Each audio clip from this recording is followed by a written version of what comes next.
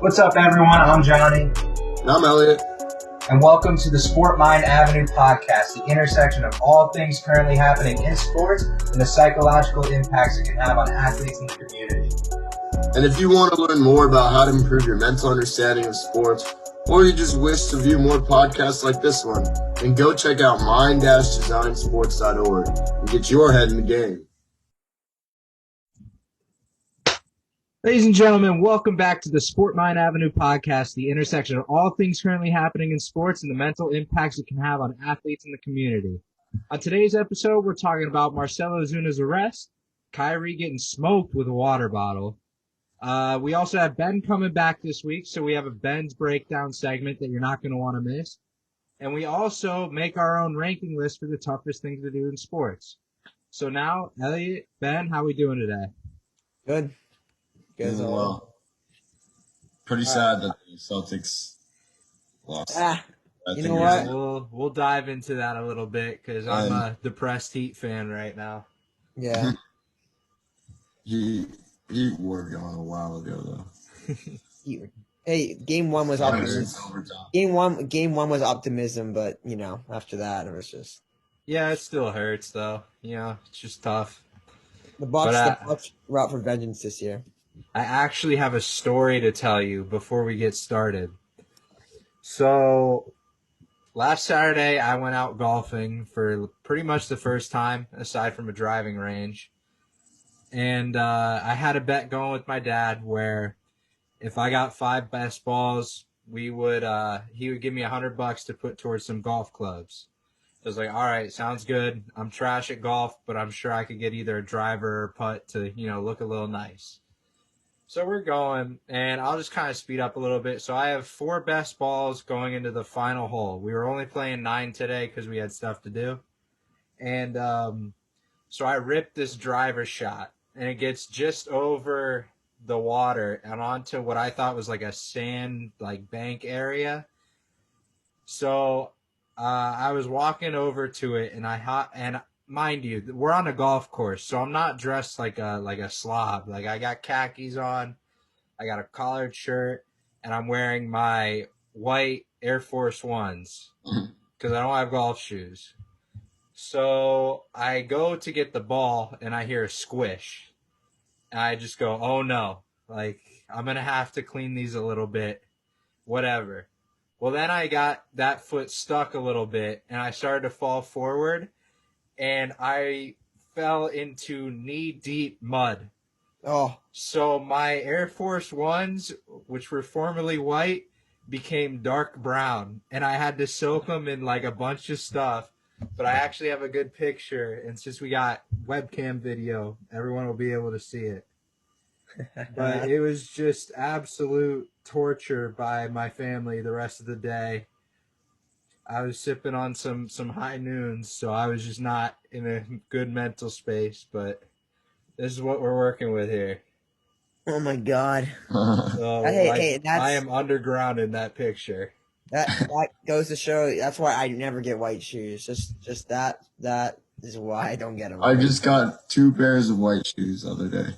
So needless to say, I mentally checked myself out of the bet that I had with my dad. I completely lost all composure. My $100 shoes were ruined for about an hour. And yeah, I don't have $100 going towards some golf clubs. So pretty tough, but we overcome. So that's my little story for the beginning of the podcast. What hole were you on? When that happened, I was on the 9th hole, our last hole of the day. Oh. It was brutal. I walked out barefoot. Everyone's like, what's wrong? I just held up my shoes. I was defeated. Oh my God, Were you close? To winning the bet? Yeah. Yeah, I needed one more best ball. And at that point, I was on fire.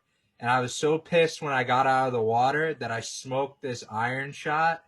Again, I don't really know much about golf, but I was using an iron. So I smoked this iron shot, and it rolled to the back of the green. The only good iron shot I hit that day was when I was pissed about it. And then my dad out best balled me, and he made the putt from like 20 feet out. So, it was a tough experience. Not really used to losing that often, but it happened. I lost full. So, yeah. But let's go ahead and get into the topics so it's not too long of an episode. So I want to dive into Marcell Ozuna's shocking arrest. I don't know if you guys have been following the story that closely, but essentially this dude is an absolute scumbag. And he beat his wife in front of the cops, threatened to kill her. There's allegedly a knife involved. I heard he slapped her with a cast. It's just not good. So I think we need to kind of break this story down a little bit, evaluate some impacts it'll have throughout different levels of the org and fan base. So I think that would be a good place to start with it. Yeah, well, here, listen. I mean, Marcell Ozuna is another just unfortunate event. I mean, had a lot of talent, two-time All-Star. Last year probably had his best season in that 60-game season. I think last year was kind of a season, but the guy, what a year last year, comes in, he gets a 4-year contract with $64 million, and now signs that back in February. And now, what were you thinking? In front of a cop. Look, I loved Marcell Ozuna when he was on the Marlins, and then you get caught doing it, you're a scumbag, bro. On a Braves, that's just pitiful. The Braves had a little bit of a slow start this year, but on a pretty good Braves team here, you could contribute to a championship in Atlanta. What are you thinking? In front of a cop, not just he was doing it already when the cops came in. So he had already went at her, pushed her against the wall, started choking her, and then the cops came in and saw him choking her. So he didn't see the cop and do it. He already came. But you look at that. That's just a betrayal and trust with your whole team, the front office, everyone involved in the org. You lost all faith. Any support you had is absolutely gone because no one tolerates that anymore. And then the fan base wants him decapitated pretty much. I don't blame him. It's absolute BS what he did. And there's clearly tons of impacts that this has on the Braves' future success. Again, money numbers, revenue, attendance, because he was a big factor to that team. And yeah, you have young stars like Acuna, Albies. Well, they can't score as much or do as much damage without Marcell Ozuna in the lineup. So it's going to be an interesting switch for these guys and seeing one of their best players have to leave the entire org. Well, more tea about this whole situation is that Ozuna's wife had been arrested last year for striking him with a soap dish. So she went to jail for the same thing. So do we know if could the story have been reversed? Yeah, well, that I actually have never heard that before, so that's a really good detail to know. But just for the Braves, what a just unfortunate event. This guy, I guess, was getting paid a lot of money. The Braves, have the roster to win, but Ozuna was one of the biggest keys of how good that team was last year. Mm-hmm. And now without him, it looks like he's not going to be. He's probably going to be making a Ray Rice exit. Nah, this man's definitely facing jail time. There's no way. He did it in front of cops. It's one thing to be oh yeah, there was a potential domestic violence situation. No, the cops saw him do this. This man is done. He has no more career. I hope he doesn't come back. I hope he doesn't get the opportunity. He's a scumbag. If his girl's laying hands on him, she's a scumbag. They're both scumbags. They're both gone. I'm done with it. That's completely unacceptable. It really is. It's just waste of talent right there. It just goes to show. You can be good at anything, but if you can't get away with stuff like that, I don't care if your wife. Clearly, they just bad marriage because that. I think he was going through her phone, and then while she was in the shower, and then she came out and saw it, and try to get it back, and then he wouldn't give it back. But I mean, even if you found something, like, you're gonna hit her for that, it's just like you're a multi-million-dollar person. You can just go away. Just let it go. I can't. And, I mean, it must have been some serotonin issues in there. Must have been like going down a wrong path, and it must have been leading up to this, because to result in something like that, you have to build up a lot of steam. Well, I mean, yeah, you bring up the point about how his girl used to hit him too, and she got arrested for the same thing. Like, if that's your situation, break up. What are we like? Why are you doing this to yourselves? There's no need to get physical. Just break up. You're done. It's over. Like, the toxicity can't happen. I mean, he does have 3 kids with her. Maybe it's for the kids. I mean, the kids are not going to be looking good now. Their dad's probably going to jail, so. Maybe he doesn't want to divorce her because then she gets some of his money. Alimony, yeah. I mean, that could be That's true. Too. Alimony. Like, we got to deal with this. But it could be an open relationship. I don't know, but I feel like we're going to be talking about this a lot more as we see more of the development of the situation. I don't know. I think he's going to fall off the face of the earth now. Until the trial, at least. Yeah. I just can't believe it, because I really did like him. So this is just pitiful to see now. Are you a Marlins fan? No, I'm not. But, like, we live close to Miami, so it's like you gotta support them. Is the park nice? I just a random question. How's the ballpark? It's really nice. Okay, I was just definitely one of my favorites. Like 5 years ago. Yeah. It looks cool. That's why I was asked. Yeah, no, it's really cool. I do kind of miss the home run machine though, just because of how ridiculous it was. Well, it's just ridiculous. Like, there's no need for that. I'm just a big ballpark guy. I mean, because it's like that was cool. It's like Miami. That's what Miami's like. That was like so Miami. Like I don't know. It looked cool. What, hitting homers, hitting dingers out of there?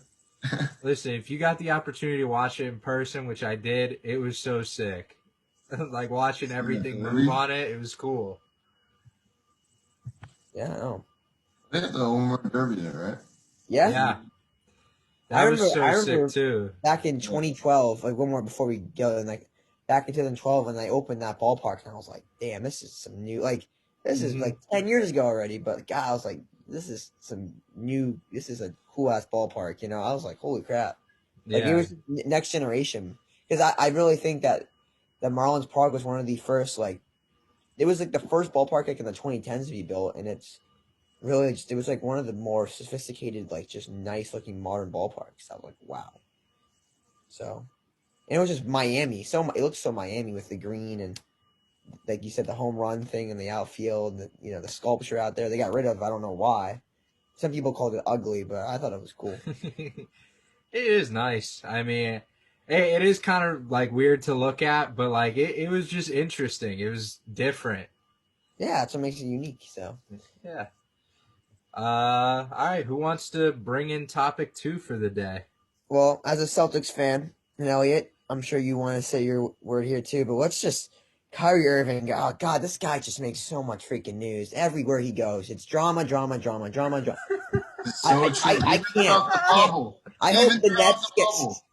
I can't stand this man. And I'll tell you, here's the thing.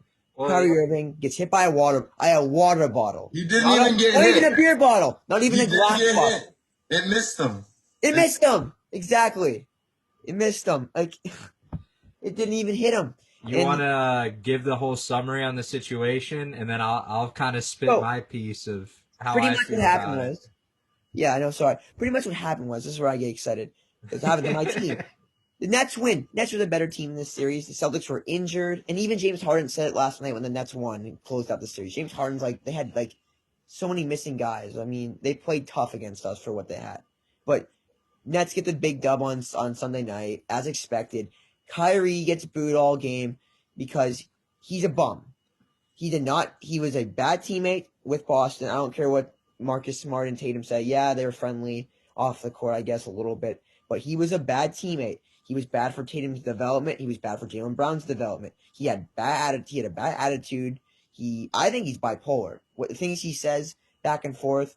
Even Nets teammates last year were saying he was being mean to them, and but pretty much what happened was the Nets win. Kyrie stomps on Lucky on the logo. Just disrespect. And then walks in some salty Celtics fan who shouldn't have thrown anything. It shouldn't be throwing things anyway. Threw an empty water bottle at him and missed him. And Kyrie, he turned around, and he was like, woo, woo, woo, woo, and then walked back into the locker room. But then at the press conference, he started playing the race card and all this stuff. And listen, this is where you can't, maybe like, this could offend people. The thing is Boston, yes, has had racism issues in past years, especially when it comes to sports. Fenway Park, for example, Yeah, Adam Jones. That was wrong. Someone was saying the N-word to him, and that's wrong. Boston in general has had racism throughout the years. It's one of the whiter cities in America. Don't get me wrong. It's getting better. Boston's definitely leaning more. It's getting in the right direction. I mean, but Kyrie Irving, the way he was going out about all this stuff, like this was what was the quote he said about something about racism, and like he was saying they treat us like animals and all this, and I was just like, dude, like chill out. And even Jaylen Brown, a couple African American former NBA players called him out. One being Jaylen Brown, who was a big BLM, who was a huge BLM activist. He drove to Georgia last year to protest. Jaylen Brown even said, yes, there is systemic racism in Boston. There's strides to be made everywhere, and this goes for everywhere in the U.S. But Jaylen Brown still came out and said, like, this had nothing to do with this. What you're saying about racial stuff in these games the other night. Kyrie's hated in Boston for one reason. He was a bum. He was impulsive. He lied to the fans. Oh, I wanna play the rest of my career. It's Boston. If you piss off Boston fans, you're gonna be hated for the rest of your life. It's deal with it, man. You pissed off Celtic fans. You came up short. You had the team to win. You had Gordon Hayward, Jaylen Brown, Jason Tatum. You had the team, and you didn't come up. You lost in the second round. Not even you lost the team before. The team before you were out. They made it farther than you did the year you were there. I'm done saying what I have to say, but he is a bum. He's hated in Boston, not because he's black, because he is a bum, and he is not a winner. I don't care if the Nets win this year. He has 2 MVPs on his team. Period. The full out passion in that There statement. you go. I had to go off on him. Do you mind if I give you my outsider perspective and then you can run your Sure. piece? Yeah. So, as an outsider, not a Celtics fan, I've been following Kyrie's career pretty diligently, I'd say. He's one of the guys that I've known ever since he's been in the league. Yeah, I don't like him. So, basically, you lie to all the Celtics fans, talk shit about your teammates, the organization, proceed to stomp on the logo after winning a game. Dude, you're just a scumbag. Like, listen, yeah, I understand there's racism in sports. It's something we have to fix. This has nothing to do with race. Celtics fans just do not like Kyrie. He's a scumbag to them. They hate him. It is not a race card type thing.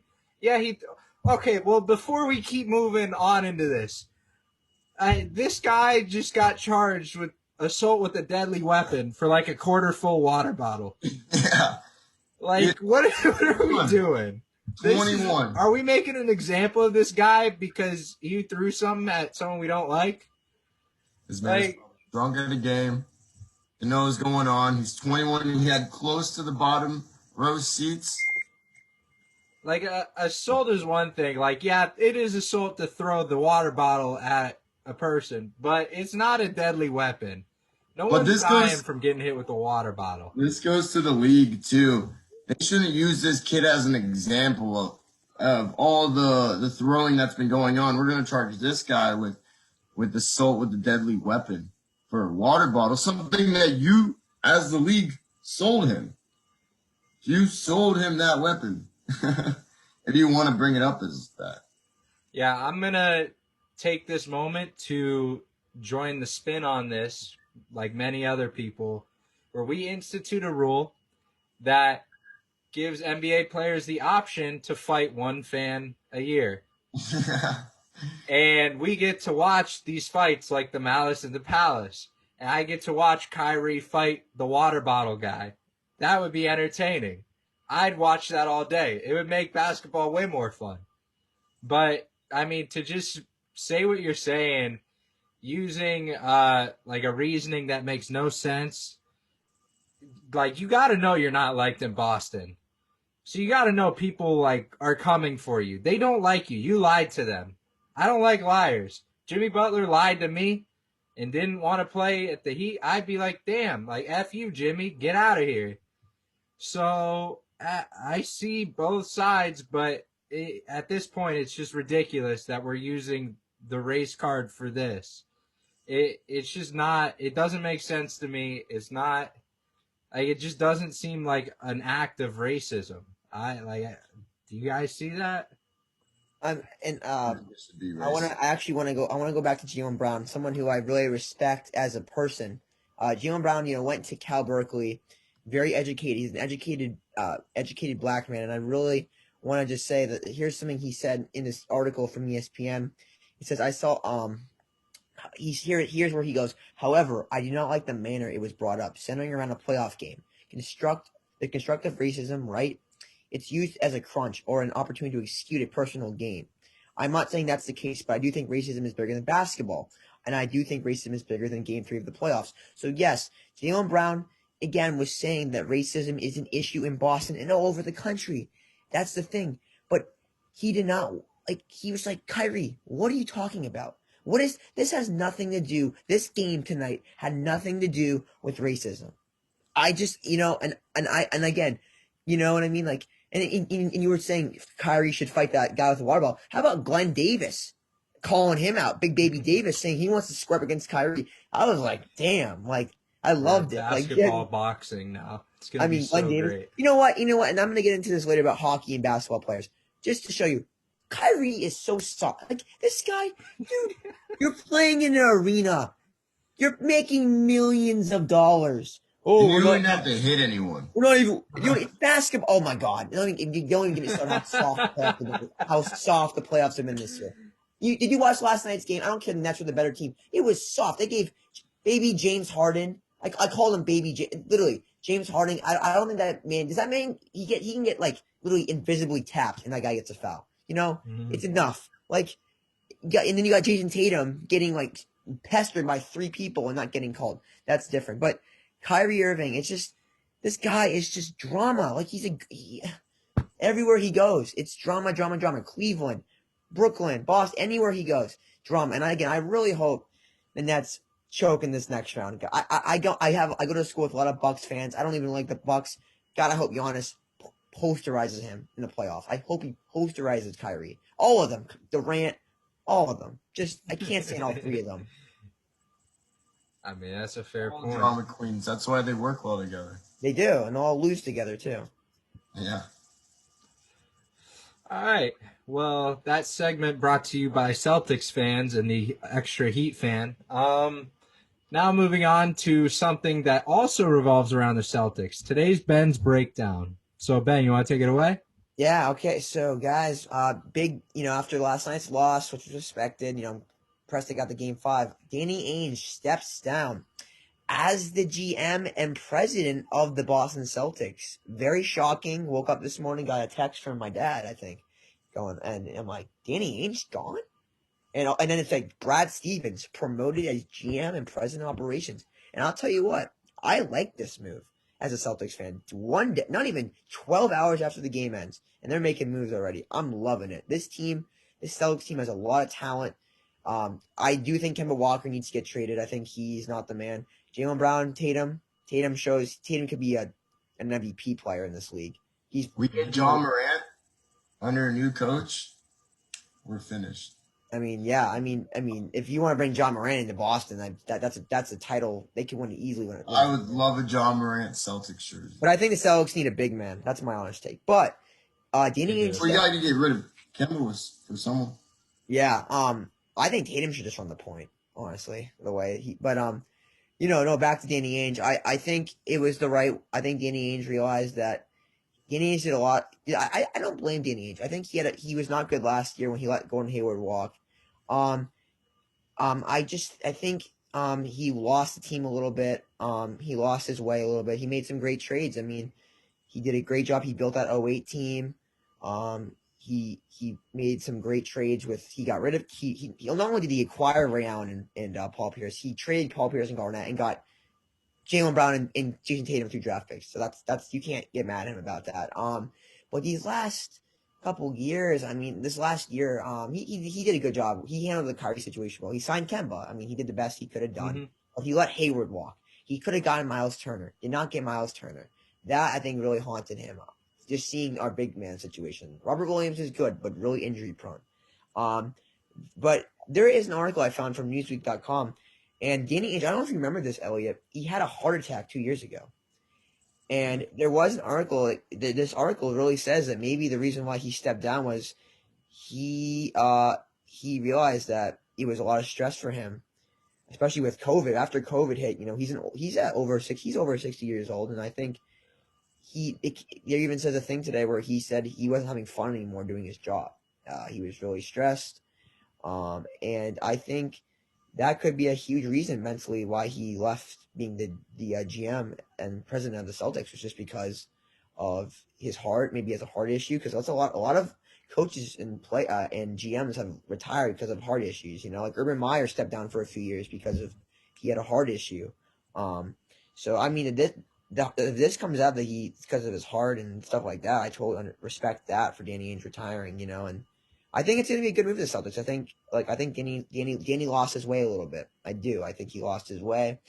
And I think Brad is I think he's a basketball geek. I think Brad's going to do well. Hopefully we find a good coach. I personally think, before I let it to you guys, I personally think that we need a players coach. I think the NBA, as we're seeing, Kevin Durant, all these super teams, we need a players coach. Look at Steve Nash in Brooklyn. I think Celtics, Kevin Garnett did deny that he does not want to coach, but bring in someone like Jason Kidd, bring in someone like some players coach that Tatum and Brown can gravitate to. Like, bring in some legend. Chauncey Billups, I saw, was an idea. Bring in Chauncey Billups. Chauncey Billups played for the Celtics. I mean, someone like that. But what do you guys think? I definitely think that it was a great move. I think that Danny Ainge is getting old. He's the only GM that's won a championship as a GM and a coach, which is pretty cool. But I think Brad and a player. And he won as a player with the 80s. He won 2 titles with Bird. Mm-hmm. About that, yeah. Yeah, and I think it's good that Brad Stevens is stepping away, because I think we're gonna have a slight rebuild, not a full rebuild, but a repositioning of all the players. And I think, just like you said, we do need a player coach. And I think Chauncey Billups would be a great addition to our team, or Jason Kidd. Listen, Chauncey Billups, he won a title in Detroit. I mean, he's a winning player. With that Detroit team beat Kobe and Shaq. I mean, people forget how good that Pistons team was overachieved, and you got to remember. So Chauncey Billups is a winning mentality, and I really would like that to happen. I mean, I love Kevin Garnett. I think Kevin Garnett would be a great coach. He's also a hard ass. He's a hard ass too. He's a motivator. He was a great leader on those 08, 09, 10 Celtics teams. So I mean, too bad KG turned it, but Chauncey Billups would be a great acquisition. Yeah, and Jason Kidd was the coach for Paul Pierce and Kevin Garnett, which are 2 amazing players, and I think that they're 2 players that could revolve around Jaylen Brown, Jason Tatum, as kind of the same positioning when it comes down to coaching. Yeah, I agree. Move in the off season. Either Chauncey or Jason Kidd. You look at Jason Kidd's background, the relationships this guy has. Like, if I'm Boston, I'm looking to try and get him as my next head coach. He'll be able to facilitate the offense pretty well. He'll line the players up where they need to be played. Like, I think Jason Kidd's going to be the next guy in Boston. That's just my opinion. Chauncey Billups would not be shocked, but definitely keep Jason Kidd on the radar for the future. Yeah. And just the Celtics are a team, I think, that just, I mean, I was gonna say that. Look at Philly, guys. I mean, Philly, number 1 seed in the East. Remember last year they got swept by the Celtics in the first round. They got destroyed. I mean, look at Philly. They fired Brett Brown. They went out. They kind of rebuilt the team around Embiid. just like we should do with Tatum. It's the same. I think the Celtics and Sixers of last year are very similar in the sense of there's so much talent there, but you rebuild the team around. They rebuilt the team around Simmons and Embiid. They got some outside shooters like Seth Curry. Kormaz has improved. Like stuff like that. That's what the Celtics need to rebuild the team. They have the guards. They have they have Brown. They have Tatum. If you want to keep Kemba, sure, but maybe get some guys inside, some bigs that can stay healthy, and we need someone like that who can defend down low. Big problems for a few years. I mean, since Perk has been gone, we've had big problems. I mean, it hasn't been fixed. That's the one thing Ainge never really did was he never fixed the big man issue. We always had great guards and forwards, but we never had a good big. And Perk wasn't even a star. He just was a great big. He was a championship winning. He was a defensive center who we needed in those runs. I always say this in 2010. If Perk didn't go down, Celtics won the championship, and Kobe has 4 rings instead of 5. I mean, the Celtics were the better team in that series. Perk was a huge issue because in that 2010 finals, I don't know if you guys were. I mean, we were probably 10 years old or 9 years old when that happened. But I remember watching all the games. The Lakers had we had KG, but the Lakers had Pau Gasol and Bynum, and they destroyed us in those last 2 games in that series. I mean, Perk was a key, and that's the thing. If we haven't had a big since that, and I think that's what's been holding us back these last 10 years. Yeah, I mean, if that happens, we'll be immediate contenders. Absolutely. Faced off last year, but we had to face a strong Brooklyn Nets team now. Yeah, and we got unlucky playing the freaking Nets in the first round. I mean, we put even the Bucks the Bucks look pretty good too, but the Sixers, I think we could have won a game. I still think we could have edged by the Bucks. No. I don't think no shot. No shot. The Bucks are brutal. That was watching that as a Heat fan. That put a hole in my heart. Yeah, guys got. Yeah, that was a tough one. Look for Lillard to come join the Heat. That's my next move. You think? Dame Lillard put on a performance. He put on a show yesterday. Dame Lillard He did. Oh my God! You had everyone in the league cry out for him, saying how good he did. Damian Lillard is not leaving Portland though. Like Damian Lillard loves 12 for 16 from 3. He was balling last night. He had like a 70% shot or 60% shot throughout the whole game. In the double OT, if they would have gotten him the last possession on the double OT, he would have done it twice in a row. Seconds left. What else you got on your breakdown today, Ben? Yeah, so my number 2 segment is about full arenas coming back. I mean, let's go. This has been waited for 14 months, and I am so privileged to be at the TD Garden on Saturday night against the Boston Bruins versus the New York Islanders. Full arena. God, was it loud, and God, was it just so nice to be back in our arena with fans just screaming, chanting things, being in a Boston full game in a Boston game. It's just fans saying things. I mean, that's the thing about the Celtics the other night. Kyrie's all sensitive. Full arena in Boston, you gotta deal with that, man. I mean, they're gonna. I think you should have to deal with that everywhere. We're paying you millions of dollars. Yeah, like I mean, we can at least heckle you. We don't want you to win. Yeah, I mean, we can heckle you. I mean, the thing is, like, we can I don't even want to throw say the wrong bottles thing again because there should be no racist chants in arenas. There should be no N-words to players. There should be no whatever sexist jokes. There was a sexist joke towards John Morant, and 3 fans at a Jazz game got kicked out. But that's what I'm saying. That shouldn't be okay. I'm just saying, why not cheer for your team? Say you suck. That's freedom of speech. You can say that. Would you say that it's okay to say like F the refs? I was listening to, I think it was BS. To say BS. And you could hear it behind the announcers. It was loud. I've never had a problem with saying F the refs while at a game. That's never been an issue. But God, I mean, Atlanta is letting full capacity. I think New York is not. New York is finally letting. It's gonna be nice to hear. Even I hate New York, but it'll be nice. Finally back. It'll be nice to hear New York fans. So I mean, it's finally here. I mean, we're finally back at it. I said it on the first podcast. By the NBA Finals, full capacity. Oh, absolutely. I mean, I think tickets are going to be extreme. I would not be surprised if the NBA Finals fans were only from frontline workers. I'd absolutely support that instead. So I mean, a full arena full of nurses and from like just I would love from that. That's those what they did cities for that are in the game. the Super Bowl.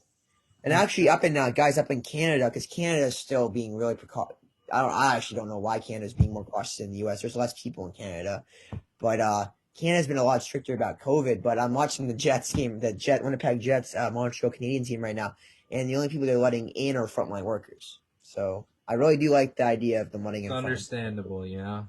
Like, I mean, we respect that. You gotta let those people in first. Hey, do you think they'll be rowdy though? What, the frontline workers? Frontline workers. Yeah. They were frontline workers, and they're not from either of the teams that are in the. Well, I'm saying, dude, most of those people from like those cities are gonna be fans of that team, which means they're gonna be rowdy. I mean, you know what I mean? Like, doesn't matter. I mean, I feel like Yeah. I mean, the option would be like give all the frontline workers the option to have the tickets and then sell them. yeah, it's just so nice. And then like, I'm vaccinated too, and like just being in an arena with like at the Bruins game, and no one was wearing a mask, and in a good way. I wasn't worried about COVID. Like, there was like some of the ushers tried to tell us to wear a mask, but they didn't even care. They knew no one was gonna wear one. Like, some lady came up with a little sign like "Put your mask on." People started booing her. she left. She left because she knew. I mean, it was like, why? Like, why not? If you haven't got vaccinated yet, I don't know if you guys have been vaccinated. I mean, have you guys gotten vaccinated yet? Mm-hmm. Exactly. If you haven't vaccinated yet, that's your choice. You're putting yourself at risk at that point. You don't have to. I mean, if you think the vaccine is sketchy, you have the option. You have the full option to get a vaccine. Exactly. So I mean, if you don't want to get it, sure. But like, why can I? I mean, I don't think I should wear a mask if I got my shots. Why not? I got 2 shots, and I did my part. I did my part, and yeah, like, it just was nice to see no mask on. Like, everyone was. It was like it was normalcy, guys. It was back to what we like to see in sports. If you're a sports fan, you've been waiting for this for what, 14 months now? 14 months. But that also comes back to the actually 15 months. Kyrie Irving situation. Are you gonna get mad if they throw some stuff like around? Dude. Rowdy. They haven't seen a sports game live in a whole year. They haven't even seen it on TV in a whole year. So Kyrie is extra rowdy. I'm saying Kyrie has it coming everywhere he goes. Not even just Boston. He's hated the most in Boston, but I mean Milwaukee. I wouldn't. But also like the popcorn situation or the spitting. Yeah, dude, and the thing is, I think the popcorn was worse. Getting thrown food at you, and then I've seen like at Browns games, there was people throwing beer bottles on the field one time. Or Eagles games, like people threw beer bottles, like glass bottles at players. And today I actually saw a post by it was David Andrews. Some Chiefs fan threw like a cup at him full of like coffee. David Andrews said nothing about it. Oh my god! Be a freaking man, Kyrie. Like, it not like be a athlete. Oh, we're not animals. Yeah, you're not animals out there, but you're also getting paid $1 million over to play a sport that you love, right? And those fans are paying in the playoffs, especially, are paying $400, $500 to sit down low and see you play. Guess what? No, $400, $500 is getting like the middle sections. Middle section, right? Mm-hmm. Maybe even $1,000. The thing is, yeah, that fan was probably drunk. He was like a drunk young Boston fan. That guy deserved to be detained and get out of the arena because you shouldn't be throwing things. But if you get stuff thrown at you, dude, get over it, man. It was an empty water bottle. It wasn't like a full beer bottle. It wasn't food. It was an empty water bottle. If the worst comes to worst, he would have gotten wet from water. Are you kidding me? Like, come on, man. We can keep talking about Kyrie all night. I would love to see. I do want to see what other fans, how like Milwaukee fans react to him too in next series. You know, he's not liked around the league. Yeah, I mean, it's clear. The guy wanted to get away from LeBron. I mean, how do you want to get away from the greatest player of our time? I mean, facts. Doesn't make sense. You know, I don't know. LeBron wants to get away from you. Yeah, maybe that's what it was. Maybe that was the whole thing. Got spun around in 2017. It was like LeBron actually doesn't like him. But like this all got blown way out of proportion. I don't see the race card actually making sense in this situation, nor do I understand why it's assault with a deadly weapon. Oh my god. It was some drunk idiot who threw a bottle at Kyrie because he hates Kyrie, just like the rest of Boston. He's just the only one And dumb yeah, enough to throw something. you're That's just the way it is. if you're not a Nets fan, you don't like Kyrie. Or if you're not a Duke, I have friends that are Duke fast that like he played 11 games with Duke, and they're like, "Oh, I love Kyrie." It's like play 11. He didn't even play a full season with Duke. You know, those either you're a Duke fan, you liked him in college, or you're a Nets fan at this point. Yeah. Kyrie is one of the most hated people in the league, and like I said, Kyrie, he went right to his mischievous Kyrie ways. He's like, I think he really let's play the race card, and that's why I think people like Kevin Garnett. And again, he stomped on the logo. People like Kevin Garnett, Glenn Davis, and Jaylen Brown called him out on it. Like, there is racism in sports. There is racism at stadiums. I'm sure, like I told you this, Adam Jones in 2016 or 15 at Fenway Park. That was wrong. There has been racism in arenas in this year, apparently, with John Moran and other. I think there was someone in a Philly game, or the popcorn, with Russell Westbrook. I don't know if they were saying racial things to Russell Westbrook. It's just, we need to watch out for that. But Kyrie, this wasn't a race thing. Come on. Right. On a lighter note, I think I saw this meme on Twitter, and it had the Celtics logo with a black eye. That's what you're doing to all these fans. You're giving all of them black eyes. And if you try to give us a black eye, we're going to throw a water bottle at you at least. It's also one. Yeah, it's like he's like, oh, we're getting mistreated out here. I'm like, dude, you have like 5 security guards just walking back to the locker room. You're fine. you're like a little princess, so buddy. You're like, yeah, and Russell Westbrook is about to go out there and just fight him. Like, dude, because Russell Westbrook is not a baby. End of the time, it's over. Because Russell Westbrook's one of the tough. Russell Westbrook's actually tough. Like, he's one of the toughest guys in the NBA. I don't care if you're listening to this podcast, folks, and you want to hate me for hating on all 3 of them. I call them the 3 snakes: Durant, Harden, and Kyrie. I mean, I didn't hate Harden really till this year, but I think Harden's a bum too. Oh, I don't want to play for the Rockets anymore. The fat Maybe suit. to Brooklyn. Fat suit. You got a fat suit on, man.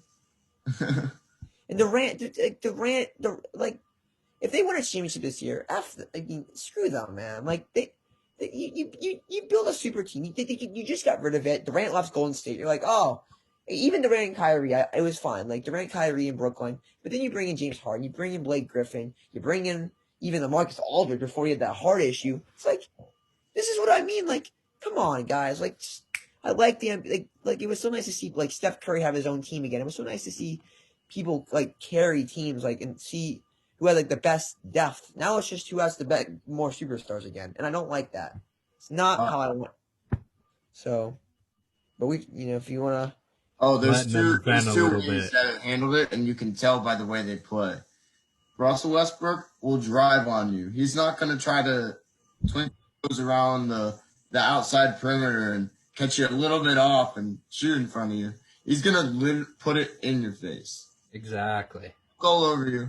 And Kyrie's the other way. He'll stay out from you. Stay out. He won't as much drive on you. He'll try to get space.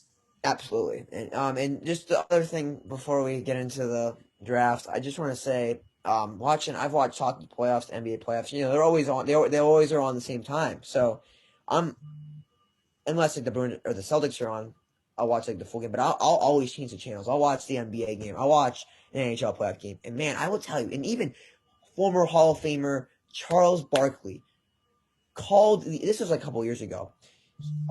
He was at an NHL game, and he was just saying NHL playoffs are just so much more tougher. Like, I used to play hockey. Yeah, I mean, these hockey players are getting broken noses, losing teeth, getting smashed into the boards at full speed. These hockey players are pretty big. A lot of them are, most of them over 6 feet or over. So these hockey players are still pretty big. I mean, at full speed on the ice, these guys are taking hits, getting back on the ice, shift after shift. These basketball players are like, some of them are like not Russell Westbrook, not like guys like Kobe Bryant, like guys like that. Charles Barkley was tough. Jordan, those guys were tough. But like even LeBron James, Kyrie Irving, man, stop whining. I mean, good Lord. I watched the Celtics Nets game last night, and I have never seen so many fouls called, man. Like, what is this? Like, patty cake basketball? Like, dude, you could even get touched with a finger. You get that with a finger, it's a foul. I mean, even the announcer of the game, who was announcing the game last night?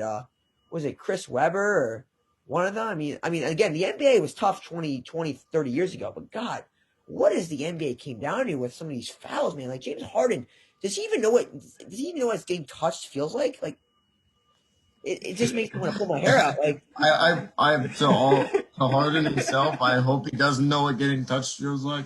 and that man, I came out wrong. Oh, but, no, wait, he does. Does he? Or is it invisible? Or does it invisible? Because half the fouls last night that were called, he wasn't even getting like. I don't think a hand even touched him, dude. I mean, literally. And Kyrie too. I think I saw one time Chris Webber was like, "What? He's not a foul." Like, and the thing is, like, what I'm trying to say is, my point is, Charles Barkley literally said the hockey players are tougher, and that hockey playoffs are way more balanced, a lot more even. Hockey players are definitely tougher. Way tougher, and again, it's just you got knives on your feet. I would like to clarify a comment I made on last episode. Let me make this clear. One, I never really watched hockey in my life, but I have been following the playoffs a little bit. Two, I did not mean to say the Flyers. I meant the Islanders. I think they have a shot, as well as the Lightning. I don't know why Flyers popped into my head, but I meant the Islanders. So yeah, just wanted to say that real quick. Yeah. Well, it'll be interesting. I'm actually watching the Montreal Canadiens Winnipeg Jets game. Canadiens are winning 4 goals in the first period right now. I'm just looking at the game, and again, it's just like playoff hockey, guys. I mean, I know you guys are bigger basketball fans. That's what we've talked more about basketball, but just a little bit about hockey. I mean, these playoffs, are just way more intensive. The competition, you guys, you know who's going to make the finals. It's Brooklyn versus the Lakers, probably, or Brooklyn versus the Clippers. It's just. I don't know about that one. I don't know. Lakers are not looking too hot right now. No, Lakers are losing. They're out. That is true. The Lakers could lose to the Phoenix Suns, and that would make the West a lot more more interesting. The Mavericks are probably going to beat the Clippers and ruin Paul George's career for the rest of his life. Yeah, I mean, pandemic and Kawhi's significance. Yeah, listen, I've been a big Kawhi guy, but God, Kawhi's last 2 years in the playoffs, I mean, non-existent. Clippers I correct myself a little bit right now because I will say that both LA teams are in the hole right now, but I do think that's why I'm saying somehow that the Lakers will come back or the Clippers will come back because that's just I don't know, just knowing LeBron and knowing Lakers I can't see him losing, man. I really LeBron can't. In the playoffs. Like it's LeBron, you can't have that happen. That's just not realistic. All right, now that we got the playoffs out of the way, we got our little rants from our Celtics fans tonight. I want to get into our final thing today, which is our fantasy draft / list. Now, today is a little bit different. What's up, Elliot? Are we doing the best positions in sports? No. Let me get into what we're going to be doing today. So, today's draft, each of us, it is a 5-round draft. The order is Ben, Elliot, then myself. It is about the hardest things to do in sports. Each of us will do a snake draft. And we'll take the top 15 picks total, and we will then rank them on our own list to decide, what we think as a group is also the hardest thing to do in sports. So, with this being said, Ben, you are now on the clock with the first pick of the draft. So the hardest sport or just the hardest thing to do in sports? Oh my God, that's a... All right, let's do it. Hardest thing to do in sports. This is gonna be really hard. How about just win a title, guys? First thing out there, like any sport, win a title, especially in hockey and in any sport, baseball. I mean, look, with the amount of teams today in leagues, you got 32 in hockey, going to be 32 next year in hockey and football. Mm-hmm. You got 30 in baseball and basketball. It's tough, man. I mean, even MLS is adding teams now in Europe too. You got you got like 20 teams in England, in those European leagues, and then you got Champions League with all those high profile teams. World Cup's got 32 teams. It is just hard to win in any sport. Yeah, end of story. That's just the hardest thing to do in sports is win it all. So, what about you, Elliot? I think hitting the clutch shot. Hitting the clutch shot. Sure. That's a good one. Like Dame Lillard yesterday in OT. You clutch it, 5 seconds left. You have to run in, hit that shot. Whether it's in football, you have to throw that Hail Mary. You get a dime. Hockey, you get that sling. I think hitting the clutch shot to win it or even save your season is one of the hardest things. Yep. So I have back-to-back picks. So my first one, winning a title is pretty hard, but winning 3 in one sweep is even harder.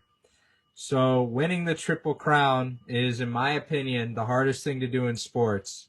You could literally break it down, either baseball Triple Crown, NFL stat Triple Crown, like the horse one, obviously. That was the main one. But winning the Triple Crown is, in my opinion, the most difficult thing to do. And piling on to that, the second most difficult thing in my eyes is hitting a 95 mile an hour or above fastball. So if you look at baseball as a whole, there is not any other sport where you can have a success rate of 30% and make it to the Hall of Fame as being one of the best ever. So being able to hit a baseball is clearly up there as one of the hardest things to do in all of sports. So those are my 2 back-to-back picks.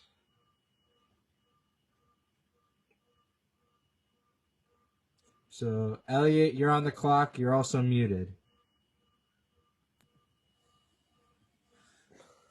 This guy, unbelievable. I know what I'm gonna. I kind of have an idea. Can I wait for this? Elliot to talk here.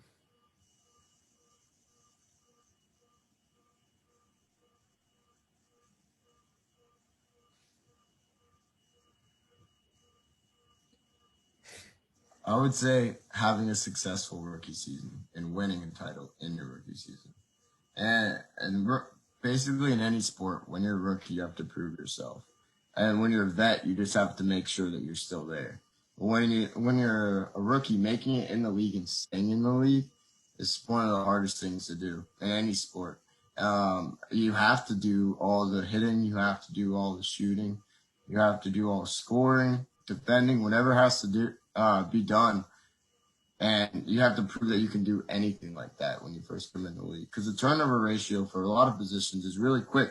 A couple of years and you're out of the league. If you're not one of the top contenders, you go back down to the D League or you go back down to semi-pro. And next thing you know, you're a semi-decent athlete. So along with hitting that clutch shot is being that clutch player for a significant period of time to make an impact. One of the hardest things, I think. Yeah, all right, so kind of like similar to Johnny's point, but how about just being the best in your sport? Always being the best your whole career. That goes to what Elliot was saying about being good your rookie season, but being like someone like Michael Jordan, who was probably the best player from when he entered the league to when he retired. Tom Brady is another one. Got into the league, won immediately when he first replaced Drew Bledsoe, and he is still arguably the best quarterback in the league just because he was won this year. The man just dominates every year. So I think just being the best at your position every single year, day in and day out, period. And then I have the third pick too, right? Mm-hmm. So, that's gonna be tough. Just I don't know. Being the best at your position, I would say. You know what I'm gonna say to you? How about just making it into any league? Making it to Formula One, like my friend, like 15 people. That's like one of the hardest things in the world. Making the basketball, you got 12-man roster, man. The worst guy on an NBA team would still school you in street ball. Mm-hmm. Would absolutely freaking dribble circles around you. Hockey. I mean, I played hockey. I played against some pretty good players. Those guys wouldn't even make the NHL, and those guys were good to me. Hockey is so hard to make it into. You got to be, because you got players from Europe, Russia, all of Scandinavia, Canada, all coming in. Baseball, I mean, all of these sports, it is so hard with all these, especially with the international attention a lot of American sports are getting now. It's so hard to make it into a league, a professional sports league. So you have to be ultra talented to make it. That is a good one. What about you, Elliot? Being a respected player. Now, it's one thing to have the respect of your hometown team or the team that you're currently on, but there's another whole skill to being respected around the whole league and sports in general. Like Tom Brady, he's respected by mostly everyone because of what he's done. Now, he's hated for it just because people want to be like him. They want to be better than him because they know he's at the top. And nobody wants to be underneath someone. So he receives a lot of hate, but with anything, just garnering enough respect. And as you see with Kyrie, like, he's a really good player. He's a great point guard, but he doesn't have the respect of everyone. He doesn't have the respect of his former teammates. And that's something that's hard to do. Same with Kevin Durant in OKC. They hate him because he chased the ring. And what is he doing again? Chasing the ring. But you know what? He'll still go down as one of the best players in history. But will he be one of the most respected? No. And there are a lot of people that are respected in the leagues that aren't the best players. They're not the most challenging to face against. But also, that's a hard thing to do. Tom Brady is hated by people outside New England but Tom Brady is at least respected because, like, guys, honestly, what has Tom Brady really said, like, controversial? Like, you can say the Flakegate. The Flakegate. Oh, he kisses his kids. It's like, what? At least he didn't beat his kids, Tyreek Hill, other AP. Like, and AP gets all this praise. AP beat his kid. And AP gets all this respect from people. Tom Brady never beat his kid. He just showed his kid some love. Maybe in a weird way. I'm not going to say. I'm just saying. It depends where you're from. In Europe, that's kind of normal. Not that weird. Maybe. But I don't want to get into that. But, yeah. Okay. On to my pick, I guess. How about just making the Hall of Fame, period? Yeah. That's quite literally one of the hardest things to do in sports. Since you're seeing my face, for those of you who don't know why I keep looking down, I'm typing in the list so that we can rank it after. So that's why I keep looking down. But making it into the Hall of Fame, a select few from each sport have been able to do it. It's not easy at all. You clearly have to be the best at the sport at the time you played it. There's not much else to say other than that for the Hall of Fame. And one of the next ones I wanted to talk about. So there's been over 20,000 Major League Baseball players. And out of that, only 4 times has there been a 20 strikeout game in the entire history of MLB. So I would say putting together a 20 strikeout game, that's definitely up there for what the hardest thing to do in sports is. Like, such a small percentage of people have done it. Only 4 total out of 20,000, but that's just so difficult to do. And with the way the game's played now, like, I hope to see it soon. All right. Elliot, you're up. I'd say winning a championship as an underdog. We almost saw the Heat do it last year, and even the Celtics come back and try to win. But 90% of the time, the people that win, it's 1 to 4 seeds. Usually you never see anything below that making it past the second round. I think not only winning a championship, but being unfavored to win the championship is obviously a really hard thing because literally the odds are against you. And you always got to try to beat the odds, but that's sometimes really impossible. Yep. All right. Yeah. So my last two picks. Okay, so the first being, I'm going to go more individual more specifically into sports. How about quarterbacks throwing at receivers, catching over 4 touchdowns a game, or getting over the 20 touchdown mark for receiving touchdowns, and as a QB, throwing over 7 touchdowns a game. Has anyone ever seen a QB throw over 7 touchdowns a game, 7 TDs in a game over an NFL game? No, you haven't. Can you imagine if someone threw over, and I think it's going to happen with Mahomes or something. I mean, throwing 8 TDs, it could happen. So just throwing like more than 7 touchdowns a game, like that is hard to do against defenses, just to be able to go down the field every possession and score. My second being, how about scoring freaking 70 points or 60 points in a game? I mean, that's also really hard. Just to Kobe scoring 80, like that's also really hard. That's my second. I mean, that somebody can just Will putting up 100 points. Like that's never gonna. If someone ever breaks that record, and I don't know if it's ever gonna happen in our lifetime, but God, that is just impressive. I don't care if you played in the 60s. That is not common. Kobe was the closest to that. He scored 81 in 06. Yeah. But that's why I think that's what Kobe did that night. It was just insane. Insanity at its finest right there. Kobe scoring 81 points in a modern day NBA game. And to be fair, I think the NBA was a lot tougher back in 2006. The defense was a lot more gritty, tougher. That was tough. That was, for all you NBA fans out there, that was the tough NBA. Not now. Today is soft. But NBA in 06, you give me Kobe and get 81 points, or Jordan 63 against the 86 Celtics. That, to me, right there is a true champ. That's just insane. True champion right there. Mm-hmm. My last pick. It's being an Olympic athlete and winning the gold medal. You're literally facing off against the best athletes in the world. Right. Going and winning there, so hard to do. Olympic medalist Michael Phelps, one of the best ever to do it. You don't really see swimming go on very often, but how many has he won? A lot. And swimming is one of the hardest things to do too. It's a really hard position. But yeah, just trying to win against the best athletes in the world. Even being on like the basketball team for USA, you have to be literally the best in the world, because there are other players that play in the US that go and play for other teams in the world. And yeah, now with all this international tension, the NBA is getting, or the basketball is becoming more of an international phenomenon. It's going to be even more interesting to see, Mm-hmm. All right, so with the final pick of the draft, I'm going to go ahead and take